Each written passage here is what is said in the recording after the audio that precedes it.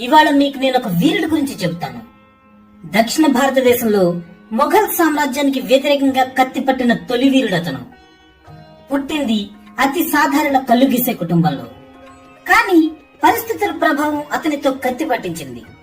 అన్యాయానికి ఎదురు తిరిగి అతని నైజం ఔరంగజేబుని ఒకడుగు వెనక్కి వేసేలా చేసింది.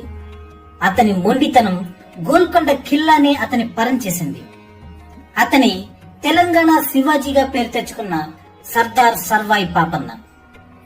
ఇతడు మహారాష్ట్ర సింహం శివాజీ మహారాజుకి సమకాలికుడని అతని చరిత్ర పరిశోధన చేసిన వాళ్ళు చెబుతున్నారు. ఆశ్చర్యంగా ఇద్దరూ కూడా హిందువుల మీద అత్యాచారాలు చేస్తున్న ముస్లిం పాలకుల మీద యుద్ధం చేశారు. ముఖ్యంగా పాపన్న. ఇతడు ఢిల్లీ పాలకుల మీదే కాకుండా ప్రజలను ఇబ్బంది పెడుతున్న దొరల జమీందారులపై కూడా దాడులు చేసి వారికి వ్యతిరేకంగా బలహీన వర్గాలన్నింటినీ ఒక తాటిపైకి తీసుకుని వచ్చి సైన్యాన్ని నిర్మించాడు. పాపన్న నేటి తెలంగాణ రాష్ట్రం జనగామ జిల్లా రఘునాథపల్లి మండలంలోని కిలాషాపూర్ గ్రామంలో ఆగస్టు 18, 1650 నాడు గౌడ కులంలో జన్మించాడు. తల్లిదండ్రులు సర్వమ్మ, ధర్మన్న గౌడ్. ధర్మన్న గౌడ్ పాపన్న చిన్నతనంలోనే చనిపోయాడు.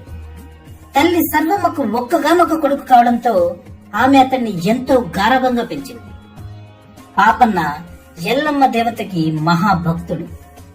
పరమశివుణ్ణి కూడా ఆరాధించేవాడు. తల్లి కోరిక మేరకు గౌడ వృత్తిని స్వీకరించాడు. అయితే పాపన్నకి కుటుంబ నేపథ్యంలో వచ్చిన కల్లుగీత వృత్తిపై అంతగా ఇష్టం లేదు. కేవలం తన తల్లి కోరిక మీద మాత్రమే ఆ వృత్తిని స్వీకరించాడు. ఒక వయసు వచ్చే వరకు కళ్ళు గీయడం, పశువుల్ని మేపడం వంటి కుల సాంప్రదాయ జీవితాన్ని గడిపాడు పాపన్న. రకరకాల కులాలకు చెందిన తన స్నేహితులు చాకలి సర్వన్న, మంగలి మాసన్న, కుమ్మరి గోవిందు, జక్కుల పెరుమాళ్లు, దూదేకుల పీరు, కొత్వాల్ మీరు సాహిబులతో కలిసి సాయంత్రం వేళ కళ్ళు తాగుతూ సమకాలీన ప్రపంచంలో జరుగుతున్న విషయాలు తీవ్రంగా చర్చించేవాడు పాపన్న. ఆనాటి హైదరాబాద్ నవాబ్ వేసే రకరకాల పన్నులు, వాటిని వసూలు చేయడానికి వచ్చే నవాబ్ సైనికులు చేసే దుర్మార్గాలు పాపన్నను, అతని స్నేహితులను తీవ్ర ఆగ్రహానికి గురిచేసేవి. గౌడ కులం వారికి తాటి చెట్లకు పన్ను వేశాడు హైదరాబాద్ నవాబ్. నవాబ్ సైనికులు పన్నులు వసూలు చేసుకుని వెళ్లే దారిలో పాపన్న కళ్ళు దుకాణం వద్ద ఆగి కళ్ళు తాగి డబ్బులు ఇవ్వకుండా వెళ్లిపోయేవారు. ఒకరోజు సైనికులు పాపన్న వద్ద కళ్ళు తాగి వెళ్లిపోతుంటే పాపన్న స్నేహితులు ఒకడు, ధనరాశులు ఉన్న కళ్ళు తాగి డబ్బులు ఇవ్వలేని నిరుపేద నిజాం సైనికులు కళ్ళు తాగి వెళ్లిపోవడానికి సిద్ధమయ్యారా అని హేళనగా అన్నాడు. ఆ మాటకి అహం దెబ్బతిన్న నవాబ్ సైనికుడు పాపన్న స్నేహితుని తన్నడానికి కాలెత్తాడు. దాంతో కోపం పట్టలేని పాపన్న తన వద్ద ఉన్న కళ్ళు తీసే గతితో ఆ సైనికుడు తల నరికేశాడు. దాంతో మిగతా సైనికులు పాపన్న మీదకి యుద్ధానికి రావడం, ఎంతో బలవంతులైన పాపన్న వారిని కూడా అంతమొందించడం జరిగిపోయింది. సుల్తాన్ సైనికుల వద్ద లభించిన శిస్తు డబ్బు, గుర్రాలు, ఆయుధాలు పాపన్న తన అధీనంలోకి తీసుకున్నాడు. వాటితో మరిన్ని ఆయుధాలు, వనరులు సమకూర్చుకున్నాడు. అప్పటి నుండి తురుష్క సైనికులు శిస్తులు వసూలు చేసుకుని వెళ్లే దారిలో పాపన్న, అతని స్నేహితులు కలిసి తిరుగుబాట్లు ప్రారంభించారు. అలా మొదలైన తిరుగుబాటుతో ఆయుధాలు, గుర్రాలు, డబ్బులు కూడా సమకూర్చుకున్నాడు పాపన్న. యుద్ధ విద్యలు నేర్చుకున్నాడు. పేదవారికి డబ్బులు సహాయం చేయడంతో పాపన్న పేరు జనగాం ఏరియాలో మారుమోగింది. గ్రామాల్లోని యువకులు పాపన్న వద్ద సైనికులుగా చేరారు. వారికి యుద్ధ విద్యలు నేర్పించి సైనికులుగా తయారు చేసుకున్నాడు. పాపన్న ప్రజలను ఇబ్బంది పెడుతున్న భూస్వాములను, ధనవంతులను దోచుకుని సైన్యాన్ని నిర్మించుకున్నాడు. ముఖ్యంగా ముస్నాబాద్, జనగాం, షాపురం చుట్టుపక్కల ఉన్న జమీందారులను, భూస్వాములను దోచుకున్నాడు. అతనిపై నిఘా పెంచిన భూస్వాములు, దొరలు అతన్ని చంపడం కోసం తగిన సమయం కోసం ఎదురు చూడసాగారు.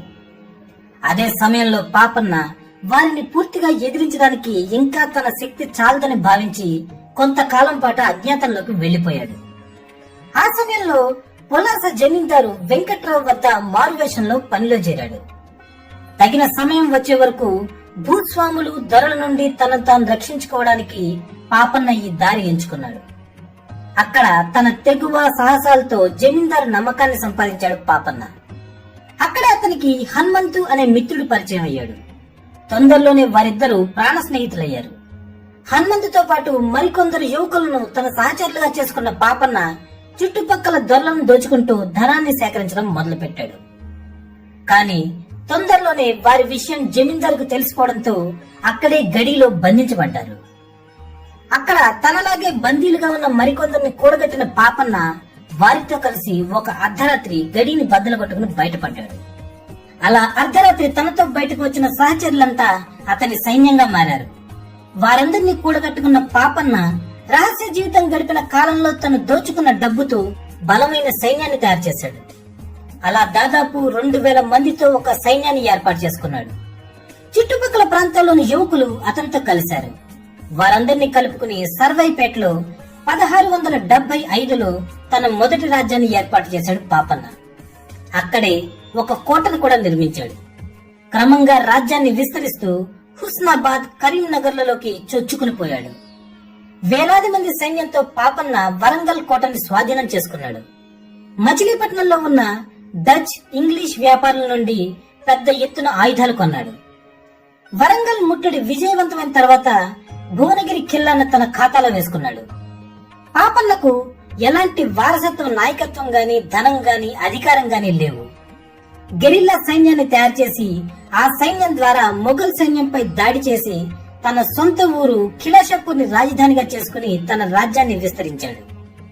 దాదాపు 20 సంవత్సరాల తన పాలనా కాలంలో తాటికొండ, చేర్యాల, కొలనుపాక, కరీంనగర్, హుస్నాబాద్, హుజూరాబాద్ ప్రాంతాలను తన అధీనంలోకి తెచ్చుకున్నాడు. పాపన్న ఏ కోట మీద దాడి చేసినా అక్కడ అన్యాయంగా బంధించబడి ఉన్న వారిని విడిపించి తన సైన్యంలో చోటు ఇచ్చేవాడు. అలా 1708లో వరంగల్ కోట మీదకు దాడి చేసే సమయానికి అతని వద్ద 3000 మంది సైనిక బలం, 500 అశ్వదళం ఉండేది. 1709లో గోల్కొండ ఖిల్లా మీదకు దాడి చేసే సమయానికి అతని సైన్యం 12,000కి పెరిగింది.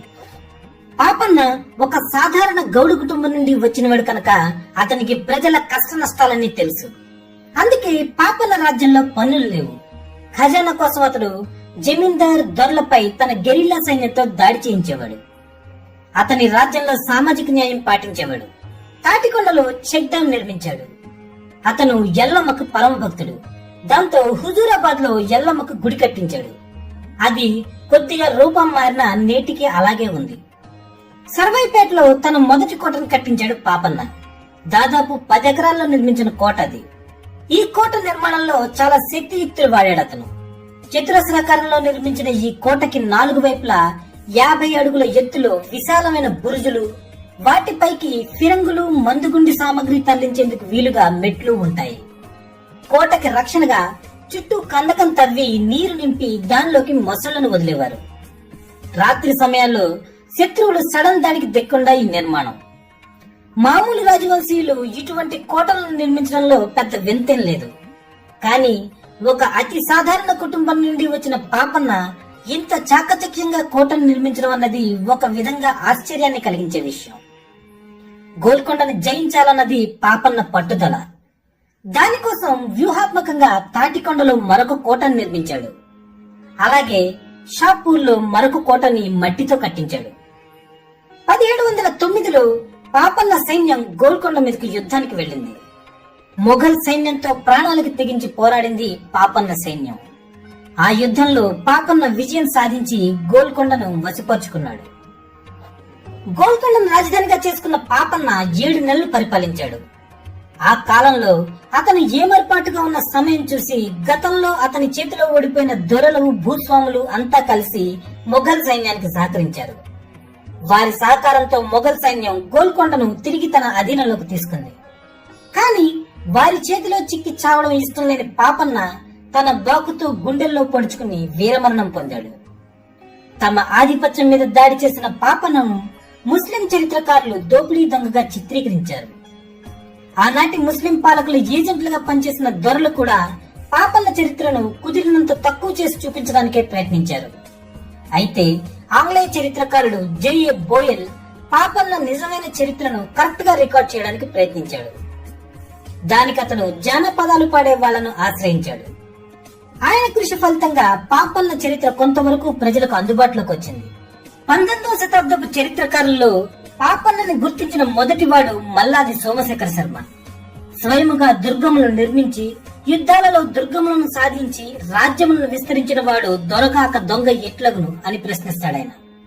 కేవలం ఉత్సాహం వల్ల నేస్తాల్ని, పరిమితమైన సైన్యాన్ని సమీకరించి గోల్కొండ నవాబునే కాంతిసీకుని చేయగలిగిన ఈ తెలుగు వీరుడి గాథ వినసొంపైంది అంటారు హరియాదిశేషు.